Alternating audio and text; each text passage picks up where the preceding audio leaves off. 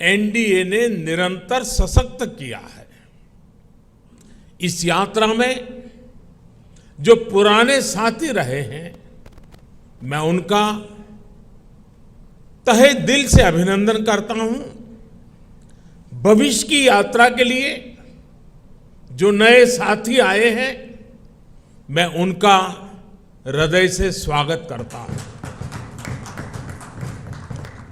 साथियों, एनडीए के 25 वर्षों की इस यात्रा के साथ एक और सुखद संयोग जुड़ा है। ये वो समय है जब हमारा देश आने वाले 25 वर्षों में एक बड़े लक्ष्य की प्राप्ति के लिए कदम बढ़ा रहा है। ये लक्ष्य विकसित भारत का है, आत्मनिर्भर भारत का है। कोटि कोटि भारतीय आज नए संकल्पों की ऊर्जा से भरे हुए हैं। इस महत्वपूर्ण कालखंड में एनडीए की बहुत बड़ी भूमिका है। एक तरह से ये नई ऊर्जा से भरी हुई त्रिशक्ति है। एन से न्यू इंडिया के लिए, डी से डेवलप्ड नेशन के लिए, ए से aspiration of people and region के लिए।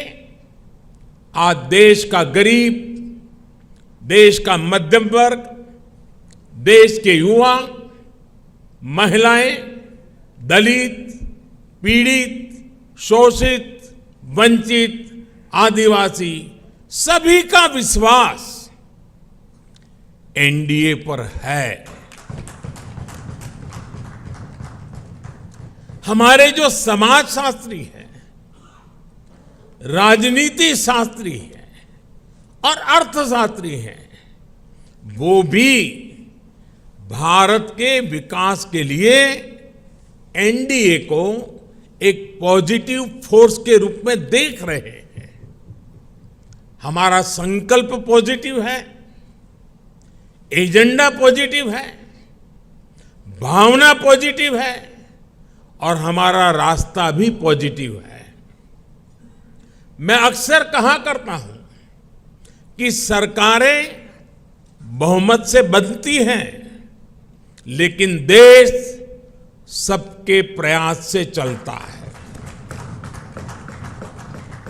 इसलिए आज जब हम विकसित भारत के निर्माण में जुटे हैं, तब एनडीए सबका प्रयास की इस भावना का प्रतिनिधित्व कर रहा है। साथियों, हमारे देश में राजनीतिक गठबंधनों की एक लंबी परंपरा रही है, लेकिन जो भी गठबंधन नेगेटिविटी के साथ बने, वे कभी भी सफल नहीं हो पाए।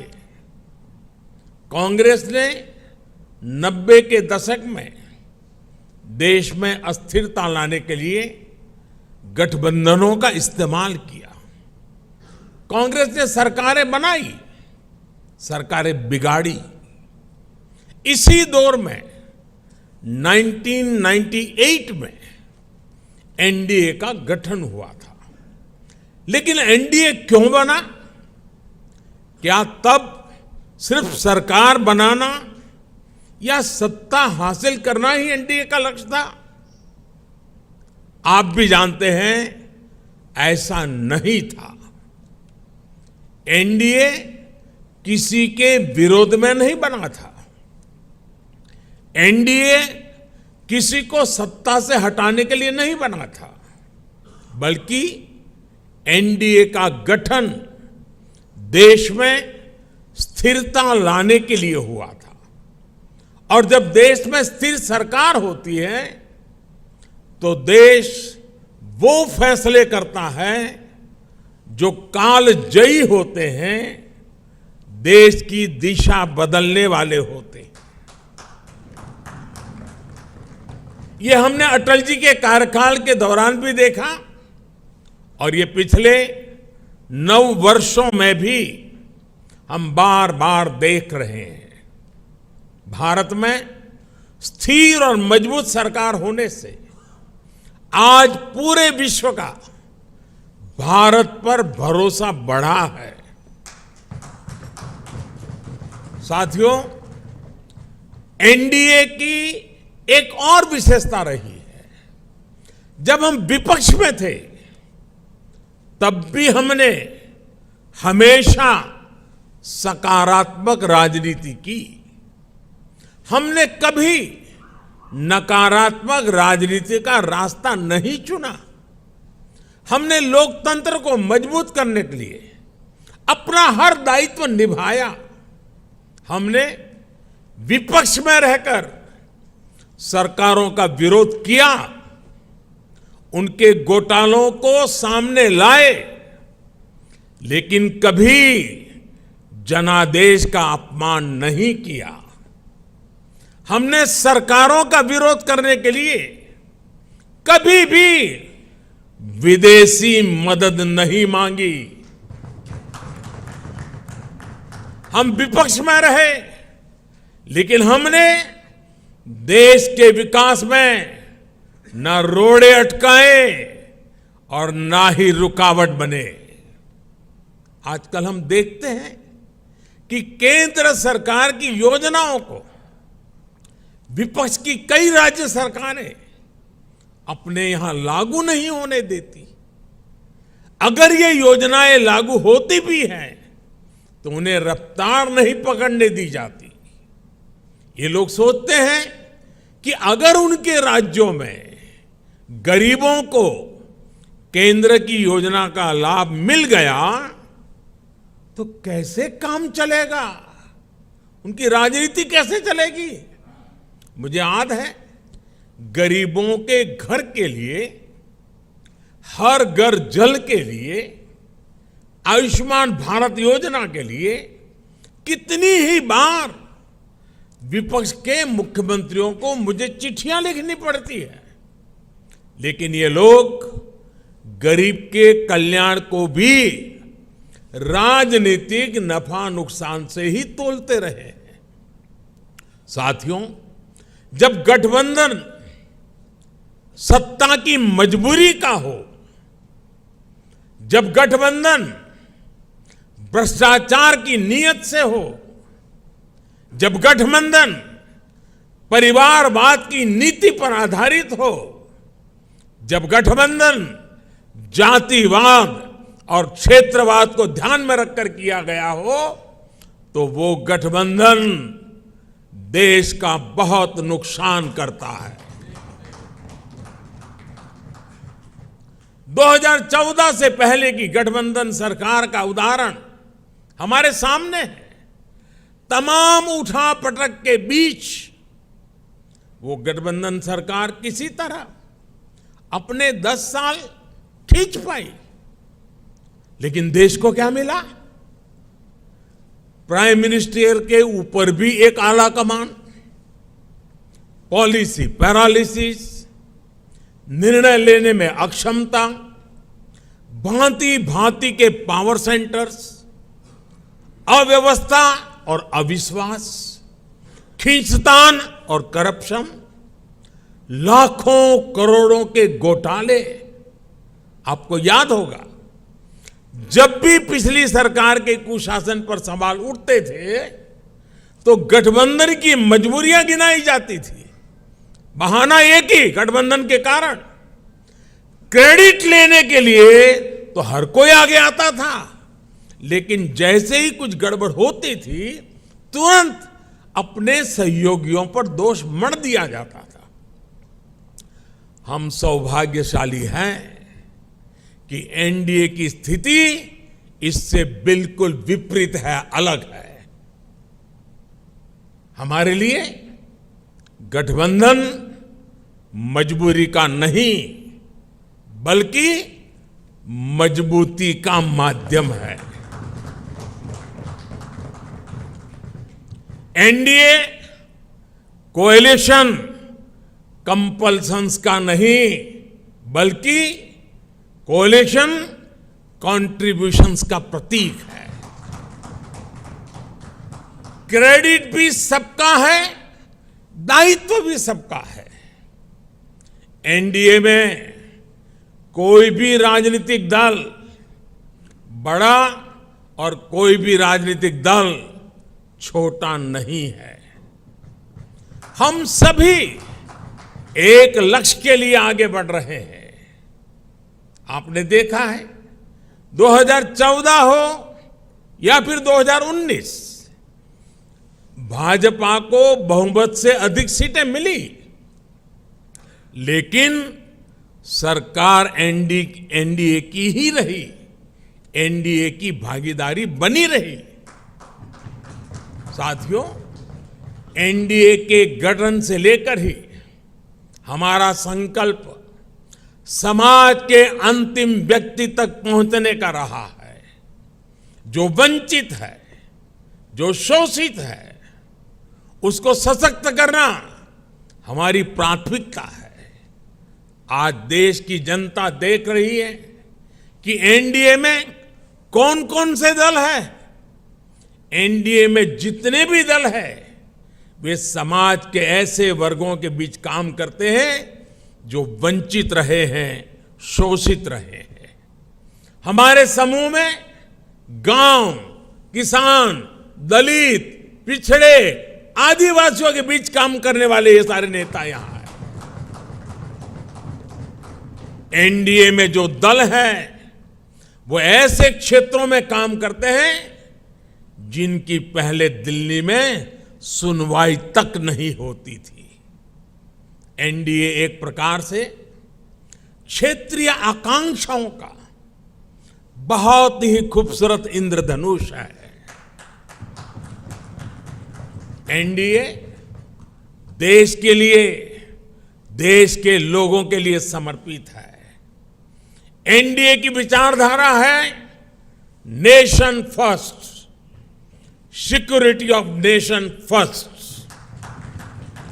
एनडीए की विचारधारा है प्रोग्रेस फर्स्ट। एनडीए की विचारधारा है एम्पावरमेंट ऑफ पीपल फर्स्ट। साथियों, आपको याद होगा एनडीए की बैठक में हमने संकल्प लिया था कि हम देश की गरीबी को गरीबों की ताकत से ही गरीबी को परास्त करेंगे। इसलिए इन वर्षों में हमारा सबसे ज्यादा जोर गरीबों को सशक्त करने पर रहा। हमने श्रमयोगी को सम्मान दिया, डिग्निटी ऑफ लेबर पर बल दिया। हमने गरीब को सुरक्षा का एहसास दिया। हमने गरीब को यह विश्वास दिया कि आपके हर प्रयास के पीछे एनडीए सरकार एक भरोसेमंद साथी की तरह आपके साथ खड़ी है। जैसे किसान को अगर सही बीज और खाद पानी मिल जाए तो वो पैदावार का रिकॉर्ड बना देता है, वैसे ही हमने गरीबों को सशक्त करने के लिए उन्हें हर संभव मदद की। इसका परिणाम क्या आया? अभी नीति आयोग की सबसे ताजा स्टडी आई है, आप में से कुछ मित्रों ने उसका उल्लेख भी किया। इस स्टडी के मुताबिक 2015-16 के बाद के 5 वर्षों में ही 13.5 करोड़ लोग गरीबी रेखा से बाहर आ गए हैं। इसके पूर्व वर्ल्ड बैंक की रिपोर्ट के समय सामने आया कि कैसे बहुत कम समय में ही 40-42 करोड़ लोगों ने गरीबी को परास्त किया है। आईएमएफ के मुताबिक एक्सट्रीम पॉवर्टी यानी अति गरीबी भी भारत में खत्म होने की कगार पर है। ये आईएमएफ का रिपोर्ट कह रही है। साथियों, यहां एनडीए के आप सभी साथी तो जमीन से जुड़े लोग हैं। आप देखिए, जब किसी गरीब को पक्का घर मिलता है तो ये सिर्फ एक छत की जरूरत पूरा नहीं करता, बल्कि ये उस परिवार को सुरक्षा कवच देता है, उसके सपनों को पंख देता है। जब गरीबों को बैंक लोन देने के लिए सरकार अपनी तरफ से गारंटी देती है, तब उनको एक साथी मिलता है, एक सहारा मिलता है। और ऐसे में प्रगति के लिए, तरक्की के लिए उनके प्रयास दोगुने हो जाते हैं। जब गरीब को हम मुफ्त इलाज का भरोसा देते हैं, तो उससे एक परिवार ही नहीं, बल्कि उसके आने वाली पीढ़ियों का भविष्य भी सुरक्षित हो जाता है। आप सभी जानते हैं कि पहले जब गरीब परिवार में बीमारी आती थी, तो उसके पास दो ही विकल्प होते थे। या तो अपनी आंखों के सामने अपनों को जीवन के लिए संघर्ष करते देखें, या फिर मकान, दुकान, खेत, खलिहान जो भी थोड़ा बहुत पास में हो, उसे बेचें या गिरवी रखें। पीढ़ी दर पीढ़ी गरीब को गरीब रखने के इस कुचक्र को भी एनडीए सरकार की अनेक योजनाओं ने तोड़ दिया है। गांधी जी से लेकर बाबा साहब आंबेडकर और लोहिया जी तक सभी ने जिस सोशल जस्टिस की, सामाजिक न्याय की अवधारणा की थी, और मैं समझता हूं हम जो कर रहे हैं वो यही सच्चा सोशल जस्टिस है, सामाजिक न्याय है। एनडीए सरकार ने वोट बैंक की राजनीति को विकासवाद की राजनीति में बदला है। ये एनडीए शासन ही है जिसमें छोटे किसानों, रेहड़ी पटरी, फुटपाथ वालों को पहली बार मदद मिल रही है। हमारे विश्वकर्मा साथियों को भी पहली बार ये विश्वास मिला है कि उनके लिए भी कोई सरकारी योजना बन सकती है। साथियों, गरीबी से भारत की इस लड़ाई का एक और पक्ष है। आप सब ये भी जानते हैं कि पहले हमारी माताओं बहनों के नाम पर प्रॉपर्टी खरीदने का चलन कम ही था। वे एक प्रकार से घर के, समाज के आर्थिक फैसलों से कटी हुई थी। देश की आधी आबादी और परिवार को चलाने वाली ताकत का जब ये हाल हो, तो गरीबी से पार पाना आसान कैसे हो सकता था। अब जब बहनों के नाम बैंक अकाउंट खुले, उनके नाम पर घरों की रजिस्ट्री हुई, उनके नाम पर ऋण मिलने लगे, तो एक नया सामर्थ्य समाज में पैदा हुआ। मुद्रा योजना की सबसे बड़ी लाभार्थी हमारी बहनें हैं। स्टार्टअप इंडिया की सबसे बड़ी लाभार्थी हमारी बेटियां हैं।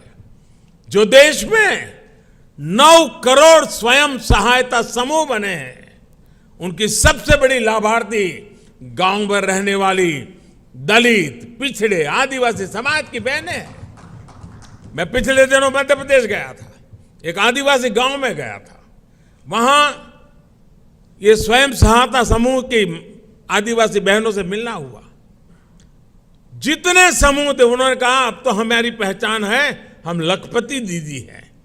हमारा कारोबार इतना है कि आज हम लखपति बन गए हैं। ये बहुत बड़ा परिवर्तन है साथियों, एनडीए सरकार ने महिलाओं के कल्याण को, उनकी तकलीफ कम करने को सर्वोच्च प्राथमिकता दी है। जब घर में टॉयलेट बना तो बहनों को सम्मान और सुरक्षा दोनों मिला। जब नल से जल आया, गैस का सिलेंडर आया, तो उनकी परेशानी कम हुई, उनके समय की बचत हुई। इस समय को वो अपने परिवार की आय बढ़ाने में उपयोग कर रही है। ये सिर्फ गरीबी से बाहर निकलने का प्रयास नहीं है, बल्कि वुमेन लेड डेवलपमेंट का रास्ता है, जिसे एनडीए सशक्त कर रहा है। आज डिफेंस से लेकर माइनिंग तक हर सेक्टर को बेटियों के लिए खोल दिया गया है। देश को पहली आदिवासी महिला राष्ट्रपति देने का सौभाग्य एनडीए को मिला है। साथियों, 9 साल में हमने केवल एक लक्ष्य के साथ काम किया है कि हम देशवासियों का, खासकर गरीब और वंचित का जीवन बेहतर बना सके। मैं चाहूंगा कि जो लोग एकेडमिक्स से जुड़े हैं, गवर्नेंस स्टडीज से जुड़े हैं, वो इस दिशा में रिसर्च करें।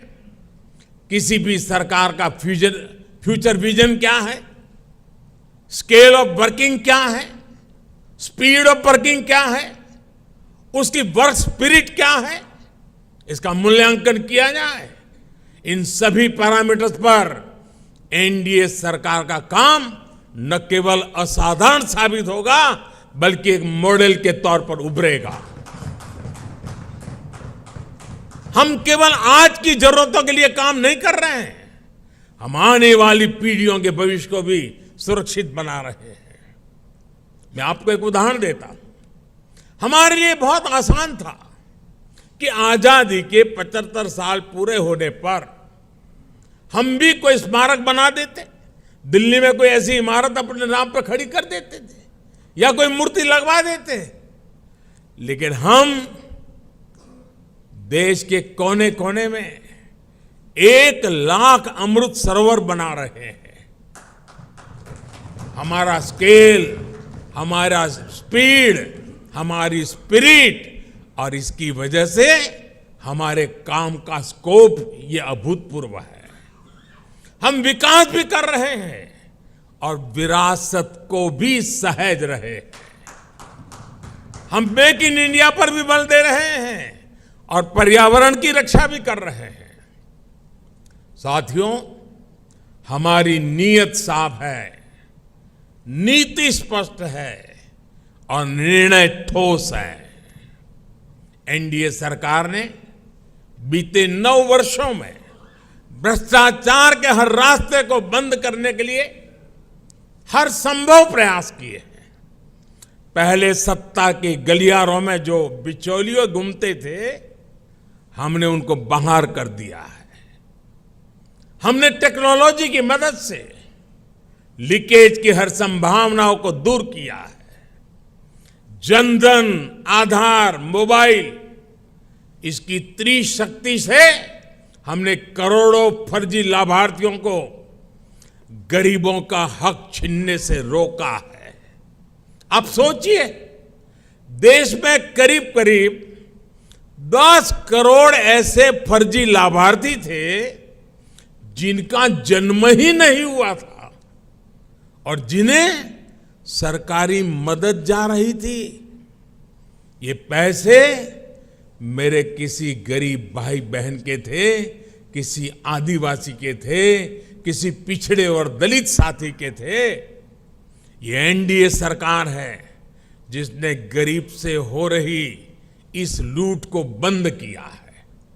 इन 9 वर्षों में 30 लाख करोड़ रुपए, यह आंकड़ा छोटा नहीं है, 30 लाख करोड़ रुपए डायरेक्ट बेनिफिट ट्रांसफर डीबीटी के जरिए सीधे लाभार्थियों के बैंक खातों में पहुंचे हैं। ऐसा करके हमने गरीबों का कम से कम 3 लाख करोड़ रुपया गलत हाथों में जाने से बचाया है। साथियों, लोकतंत्र में राजनीति अलग अलग विजन को देश के सामने रखने का एक माध्यम होती है, लेकिन हर विजन का, हर विचारधारा का मकसद एक ही होता है, गुड गवर्नेंस और देशवासियों की सेवा। पॉलिटिक्स में प्रतिस्पर्धा हो सकती है, लेकिन शत्रुता नहीं होती। आखिरकार हम एक ही देश के लोग हैं, एक ही समाज का हिस्सा है। लेकिन दुर्भाग्य से आज विपक्ष ने अपनी एक ही पहचान बना ली है, हमें गाली देना, हमें नीचा दिखाना। बावजूद इसके हम एनडीए के सभी साथियों ने हमेशा देश को दलों के हित से ऊपर रखा है। हमने राजनीतिक सौहार्द और शालीनता को बनाए रखने के लिए प्रयास किए हैं।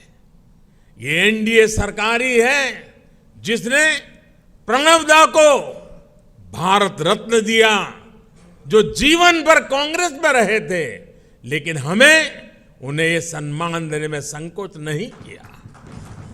ये एनडीए सरकार ही है जिसने मुलायम सिंह यादव, शरद पवार, गुलाम नबी आजाद, तरुण गोगोई, एमसी जमीर, मुजफ्फर बेग, ऐसे अनेक नेताओं को जो राजनीतिक दृष्टि से हमारे साथ नहीं है, हमारे खिलाफ है, हमने पद्म सम्मान दिया है उन लोगों को।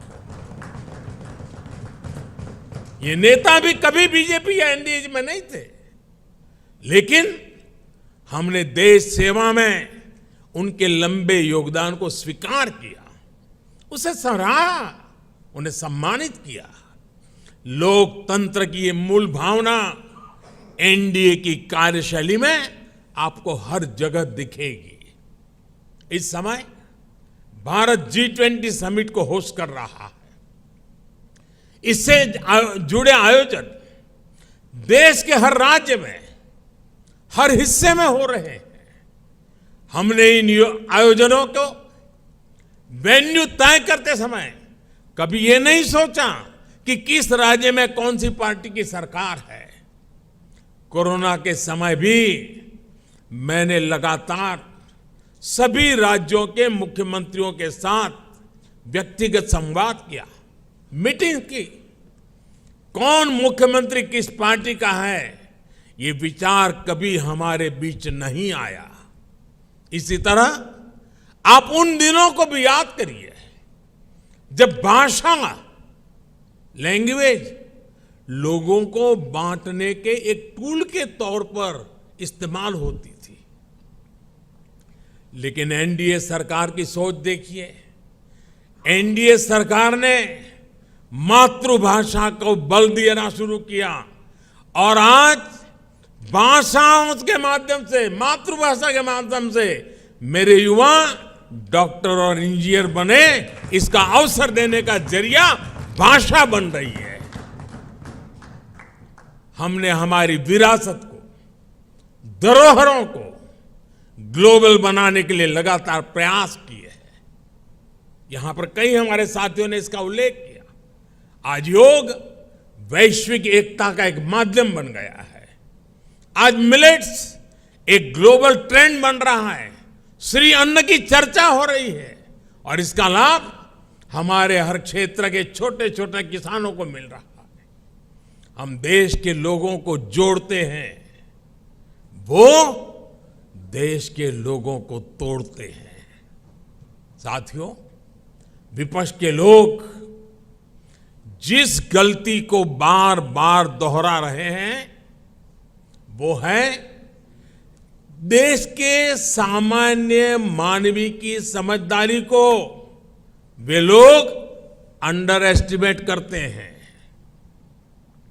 लेकिन देश की जनता सब कुछ खुली आंखों से देख भी रही है और समझ भी रही है। जनता देख रही है कि ये पार्टियों क्यों इकट्ठा हो रही है। जनता ये भी जान रही है कि वो कौन सा ग्लू है, गोंद है जो इन लोगों को, इन पार्टियों को जोड़ रहा है। किस तरह छोटे छोटे स्वार्थ के लिए मूल्यों और सिद्धांतों से समझौता किया जा रहा है। लोग देख रहे हैं कि केरल में लेफ्ट और कांग्रेस एक दूसरे के खून के प्यासे हैं, लेकिन बेंगलुरु में दोनों पार्टियों के नेता हाथ में हाथ डालकर मुस्कुरा रहे हैं। लोग देख रहे हैं कि बंगाल में लेफ्ट और कांग्रेस के नेताओं पर, उनके कार्यकर्ताओं पर टीएमसी हमले कर रही है, लेकिन इनके नेता टीएमसी के खिलाफ कुछ भी बोलने से बच रहे हैं। इसलिए देश के लोग कह रहे हैं कि गलबहियां मिशन नहीं है, मजबूरियां है। इनकी सच्चाई आपको दूसरे राज्यों में भी दिखाई देगी। नेशनल कॉन्फ्रेंस के नेता और पीडीपी के नेता एक दूसरे को कैसी कैसी गालियां देते हैं। आरजेडी और जेडीयू के लोग कैसे कैसे शब्दों से एक दूसरे को नवाजते थे। देश की जनता ने यह सब करीब से देखा है और देख रही है। इसलिए इनकी नुरा कुश्ती हो या मजबूरी की दोस्ती, इसकी हकीकत 140 करोड़ देशवासियों के सामने आ चुकी है। साथियों, अपने राजनीतिक स्वार्थ के लिए ये लोग पास पास तो आ सकते हैं, लेकिन साथ नहीं आ सकते। इन्हें अपने कार्यकर्ताओं की भी परवाह नहीं है। ये अपने कार्यकर्ताओं से उम्मीद करते हैं कि जीवन भर जिसका विरोध किया उसका अचानक सत्कार करने लगे। अब ऐसे में इन दलों का कार्यकर्ता खुद भ्रमित है कि करे तो क्या करे। मैं तो आज ये भी कहूंगा कि जो लोग आज मोदी को कोसने के लिए इतना समय लगा रहे हैं, अच्छा होता वो देश के लिए सोचने में, गरीब के लिए सोचने में अपना समय लगाते। हम उनके लिए सिर्फ प्रार्थना ही कर सकते हैं। साथियों, 24 का चुनाव बहुत दूर नहीं है। देश के लोग मन बना चुके हैं कि तीसरी बार फिर एनडीए को ही अवसर देना है।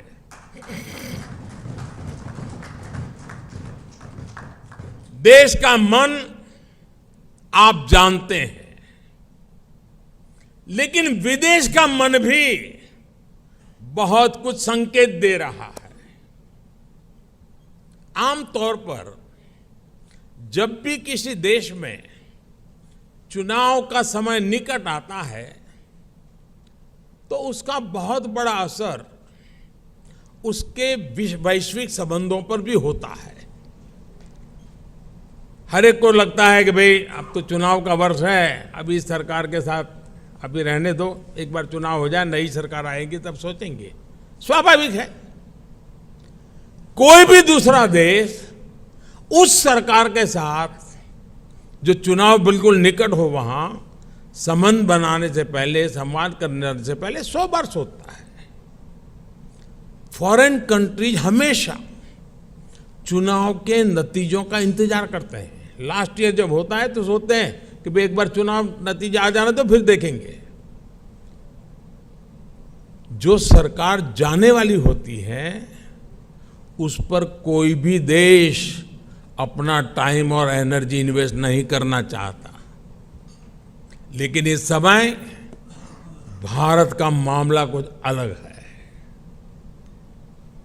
सबको पता है कि हमारे यहां कुछ महीनों में चुनाव होने वाले हैं, फिर भी अनेकों महत्वपूर्ण देश, चाहे अमेरिका हो, फ्रांस हो, ऑस्ट्रेलिया हो, जापान हो, यूएई हो, यूके हो, सब एनडीए सरकार के प्रतिनिधियों को इनवाइट कर रहे हैं।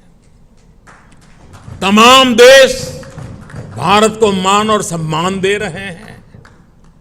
कितने ही देश भारत के साथ बड़े बड़े और वो भी दूरगामी समझौते कर रहे हैं।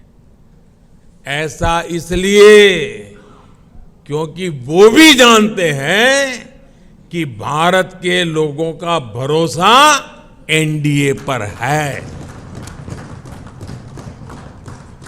यानी भारत में जनमत किसके साथ है, ये दुनिया के देशों को भी पता है। साथियों, एनडीए का विस्तार सिर्फ संख्या या भौगोलिक विस्तार का नहीं है। ये भारत एनडीए का जो विस्तार है, ये हमारे प्रति विश्वास का दायरा भी बढ़ा रहा है। जनता एनडीए की हिस्ट्री और केमिस्ट्री दोनों को देख रही है, तभी तो हमारा गणित भी बड़ी आसानी से जुड़ता है। आप देखिए, 2014 में एनडीए को देश ने लगभग 38% वोट दिए थे 2014 में, लेकिन 2019 में हमारे देश सेवा भाव को देखते हुए देश ने हमें 45% वोट दिए। और आपको जानकर के खुशी होगी, इनमें 225 से अधिक सीटें ऐसी थी जो हम जीत करके आए, 225 से अधिक सीटें जहां 50% से अधिक वोट शेयर एनडीए को मिला है। एनडीए का हर सहयोगी जो मेहनत कर रहा है, उससे तय है कि 24 में एनडीए का वोट शेयर 50% से भी ऊपर जाएगा। आपकी मेहनत रंग लाने वाली है, मैं विश्वास से कहता हूं। आपकी मेहनत बेकार नहीं जाएगी। देश की जनता को आपके सबके नेतृत्व पर भरोसा है। पूरे देश में हमारे अनेक साथी एक बड़ी ताकत बनकर उभरेंगे। हम हर भूभाग, हर वर्ग, हर समाज को विकसित भारत के मिशन से जोड़ेंगे।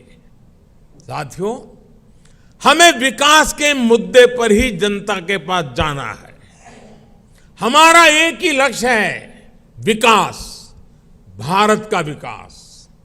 भारत के कोटि कोटि लोगों की आशा आकांक्षा ही हमारा एजेंडा है। हम पूरी शक्ति लगा देंगे, हम मेहनत करेंगे, ईमानदारी से काम करेंगे, और यही हमारी गारंटी है। और लाल किले से मैंने कहा था, यही समय है, सही समय है। आज देश में एक माहौल बन चुका है। देश का आत्मसम्मान और आत्मविश्वास आज अभूतपूर्व ऊंचाई पर है। जैसे कोई इमारत बनाने से पहले नींव का निर्माण होता है, वैसे ही पिछले 9 वर्षों में नए भारत की एक मजबूत नींव का निर्माण हो चुका है। इस मजबूत नींव पर हम सभी को नए भारत का विकसित भारत का निर्माण करके ही रहना है। और आपने मुझ पर इतना विश्वास रखा है, इतना प्रेम बरसाया है, इतना स्नेह किया है। मैं आपको विश्वास दिलाता हूं और आपके माध्यम से मैं देशवासियों को विश्वास दिलाता हूं कि मैं अपने परिश्रम में, अपने प्रयासों में कहीं कोई कमी नहीं रहने दूंगा। मुझसे गलती हो सकती है, लेकिन बदनीयत से मैं दूर रहूंगा। बदनीयत से कोई काम नहीं करूंगा। और साथियों, मेरा जीवन आप देखते हैं, देश देख रहा है। मेरे शरीर का हर कण, मेरे समय का हर क्षण देश को ही समर्पित है।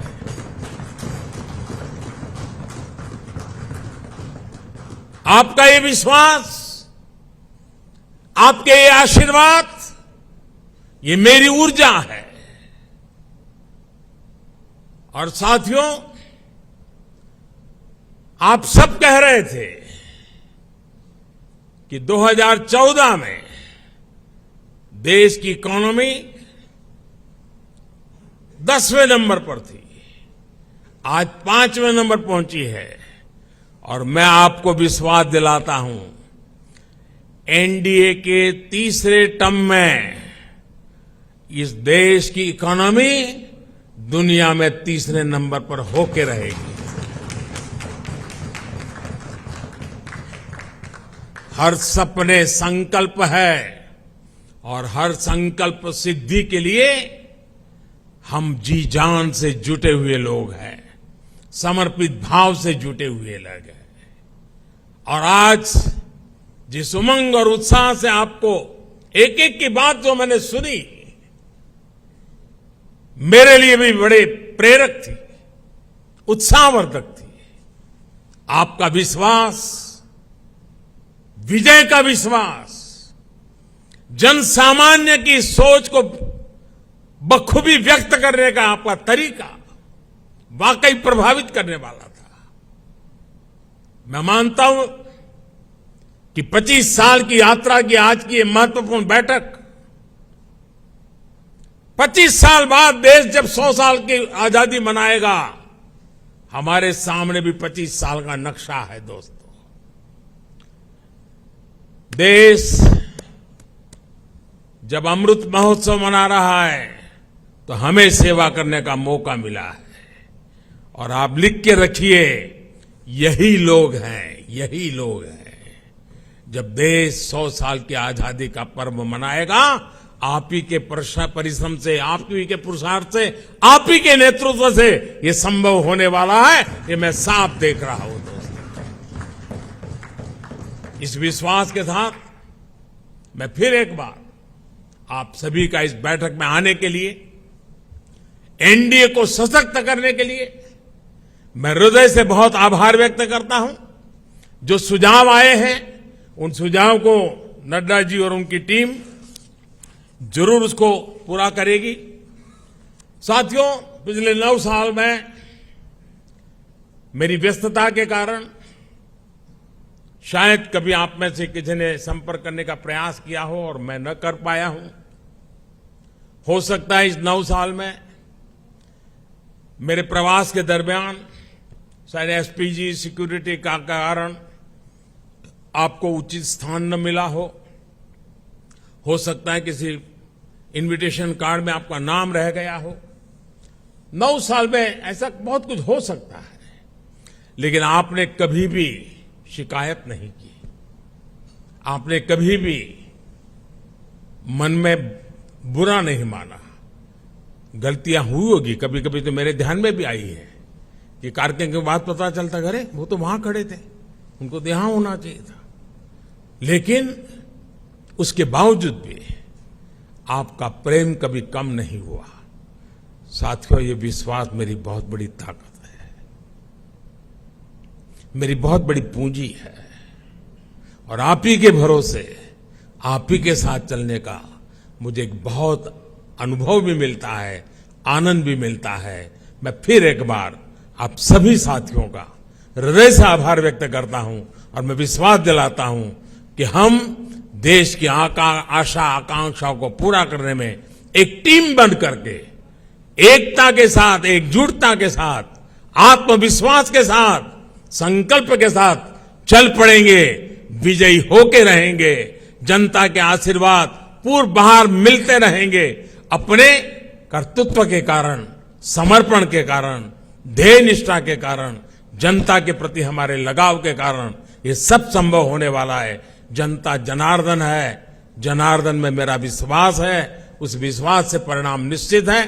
फिर एक बार आप सबका बहुत बहुत धन्यवाद। नमस्कार।